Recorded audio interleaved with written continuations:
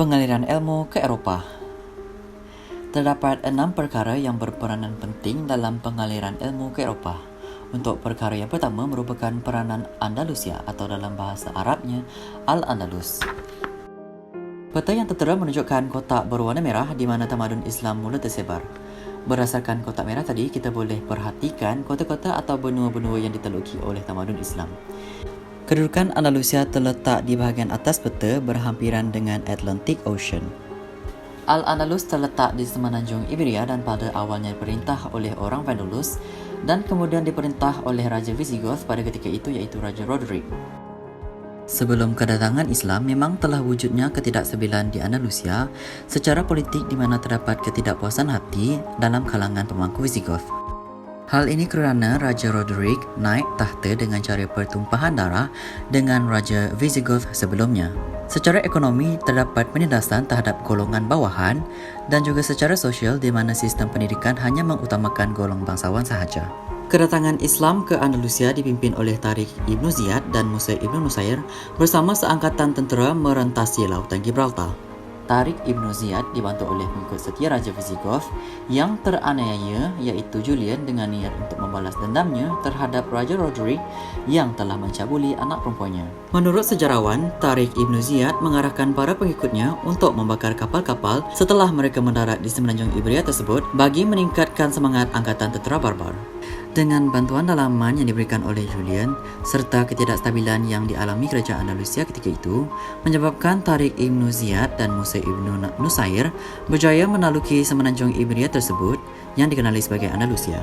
Persoalannya, mengapakah penalukan Andalusia berperanan penting terhadap penyebaran pengaruh Islam ke Eropah?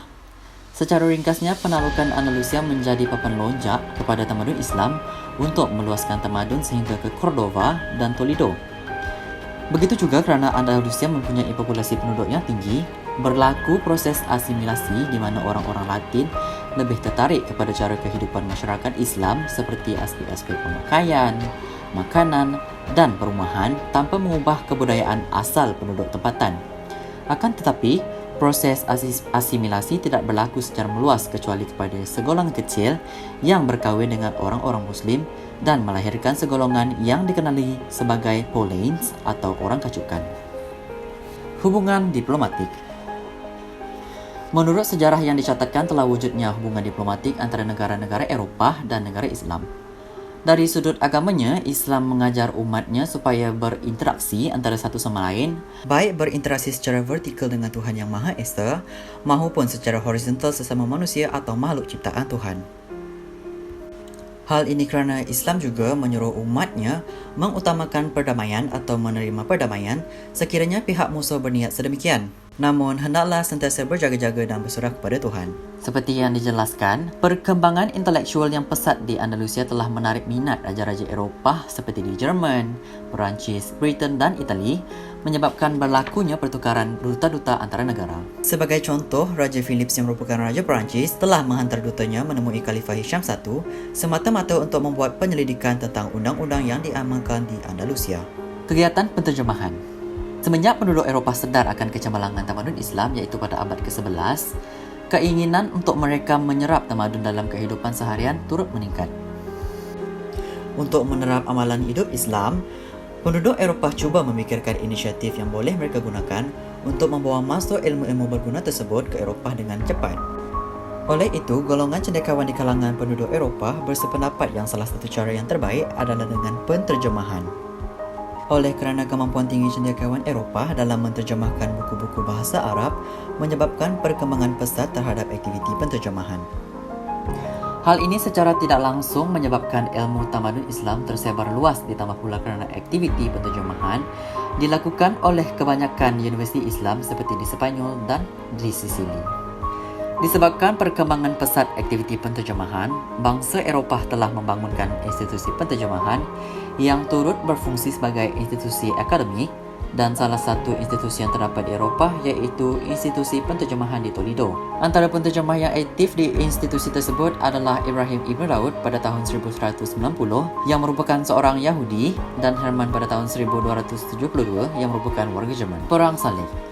Seperti yang kita tahu, Perang Salib merupakan peperangan yang melibatkan pihak Kristian dan pihak Islam, di mana ianya merupakan kemuncak ketegangan antara dua pihak tersebut semenjak pihak Islam berjaya meluaskan kekuasaannya di barat Afrika dan juga setelah berjaya menumbangkan kerajaan Byzantine.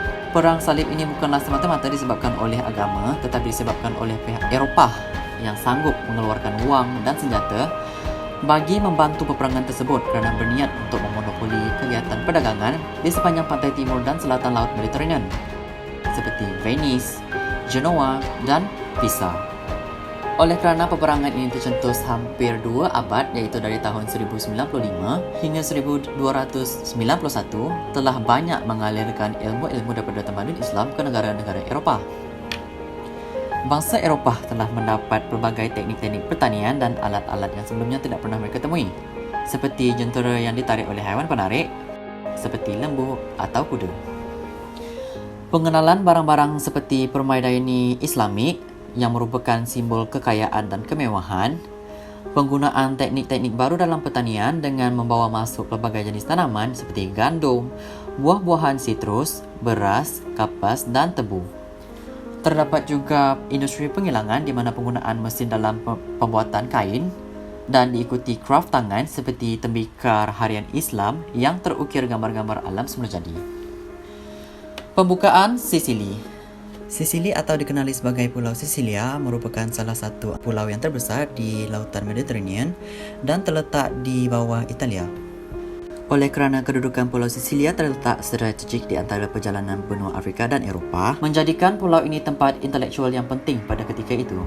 Antara faktor yang mempercepatkan penyebaran ilmu adalah: yang pertama, guru-guru yang mengajar di sekolah-sekolah dan masjid-masjid dikecualikan daripada perkhidmatan tentera. Ini membolehkan para guru memberi tumpuan sepenuhnya dalam bidang-bidang pengajaran. Yang kedua merupakan peranan pemerintah yang mencintai ilmu dan berusaha untuk memperkembangkannya. Malah, pemerintah ini dikatakan aktif dalam bidang penulisan dan menjadi penaung kepada ahli-ahli persuratan di Sisili.